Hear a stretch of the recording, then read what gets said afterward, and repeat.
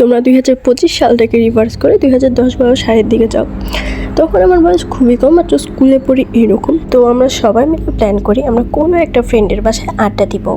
আর আড্ডা দিতে দিতে একটা সময় ঘড়ির কাঁটায় দেখি 11টা বাজে। সবাই রাত্রিবেলা ওই বাসায় থেকে গেলেও আমি থেকে যাই না, কারণ এসব ভূত প্রেতে আমার ওরকম বিশ্বাস ছিল না। আমার বাসায় যাওয়ার সময় রাস্তার দুই ধারে দুইটা পুকুর পড়ে।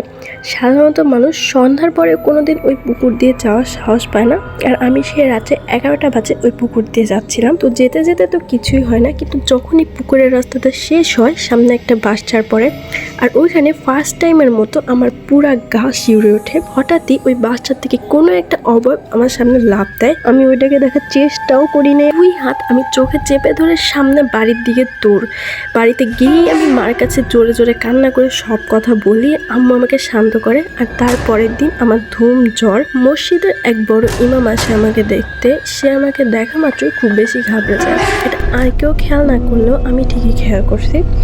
ইমাম আমার হাতে খুব মোটা একটা কালো তাবিজ দিয়ে বলে এটা কখনো না খুলতে। কিছুদিনের মধ্যেই আমার শরীর ভালো হয়ে যায়, কিন্তু হঠাৎ একদিন ওয়াশরুমে যাওয়ার সময় ভুলবশত ওই তাবিজটা আমার হাত থেকে খুলে যায়। কিন্তু আমি বা আমার পরিবারের কেউই তা খেয়াল করি না। আমার আবার জ্বর আসে, কিন্তু এবারের জ্বরটা যেন আরও অনেক ভয়ঙ্কর। আমার পুরো শরীর কালো হয়ে যায়। আবার ইমামকে ডাকা হয়। ইমাম আমাকে দেখেই বলে একে আর বাঁচানো সম্ভব না, একে ওই পুকুরে জিন নিয়েই যাবে।